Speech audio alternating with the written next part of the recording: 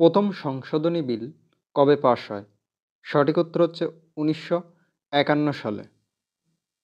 ভারতীয় সংবিধানের 101তম সংশোধন কিসের সাথে যুক্ত? সঠিক উত্তর হচ্ছে জিএসটি। রাজ্য সরকারের কর্মপদ্ধতির নীতি গঠনের প্রধান শক্তি হল, সঠিক উত্তর হচ্ছে প্ল্যানিং কমিশন। নীতি আয়োগের চেয়ারপারসন কে? সঠিক উত্তর হচ্ছে প্রধানমন্ত্রী। সংবিধানের কত নম্বর ধারা অনুযায়ী ভারতের যে কোনো রাজ্যে রাষ্ট্রপতি শাসন জারি করা যায়? সঠিক উত্তর হচ্ছে 356 নম্বর ধারা। কোন সংশোধনের ফলে সম্পত্তির অধিকার বিলুপ্ত হয়? সঠিক উত্তর হচ্ছে 44তম সংশোধন 1978। কোন সংবিধান সংশোধনীর মাধ্যমে ভারতীয় সংবিধানে 10ম তফসিল অন্তর্ভুক্ত হয়েছে? সঠিক উত্তর হচ্ছে 52তম সংশোধন। কোন সাংবিধানিক সংশোধনীতে বলা হয়েছে যে প্রধানমন্ত্রী সহ মন্ত্রিপরিষদের মোট মন্ত্রী সংখ্যা লোকসভার মোট সদস্য সংখ্যা 15%-এর বেশি হবে না? সঠিক উত্তর হচ্ছে 91তম। কোন রাজ্যের বিধানসভার সর্বনিম্ন সদস্য কত? সঠিক উত্তর হচ্ছে 40। ভারতীয় সংবিধানের 5 নম্বর ধারা কি বিষয়ে ব্যাখ্যা দেয়? সঠিক উত্তর হচ্ছে নাগরিকত্ব। 1956 সালে রাজ্যগুলি কৃষির ওপর ভিত্তি করে স্বীকৃতি পেয়েছিল? সঠিক উত্তর হচ্ছে ভাষাগত ও সাংস্কৃতিক অভিন্নতা। তফসিলি জাতি ও উপজাতির জন্য ভারতীয় কমিশনের উল্লেখ ভারতীয় সংবিধানের কোন ধারায় আছে? সঠিক উত্তর হচ্ছে 338 নম্বর ধারা। ভারতীয় সংবিধানের 8ম তফসিল কি ব্যাখ্যা করে? সঠিক উত্তর হচ্ছে স্বীকৃত ভাষার তালিকা।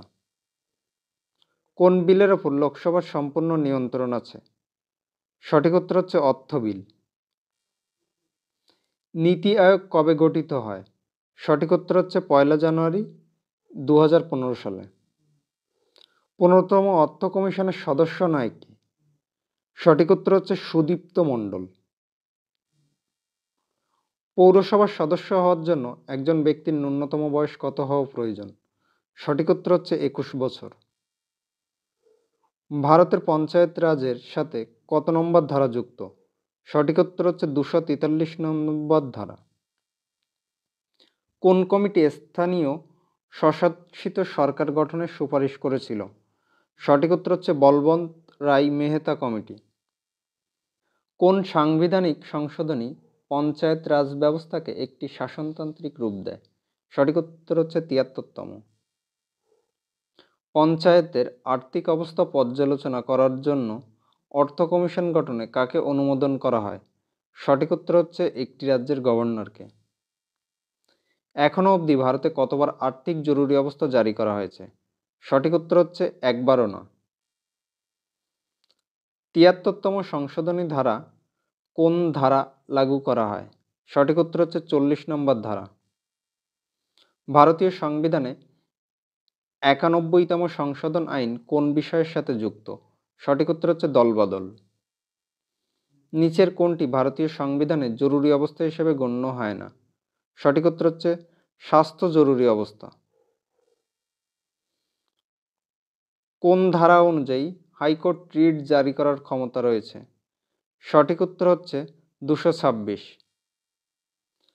যদি রাজ্য বিধানসভায় রেজুলেশন পাস হয় তাহলে ভারতীয় সংবিধানের কোন অনুচ্ছেদ সংসদকে আইন পরিষদ নির্মাণ বা লোপ করার অধিকার দেয়? সঠিক উত্তর হচ্ছে অনুচ্ছেদ 169।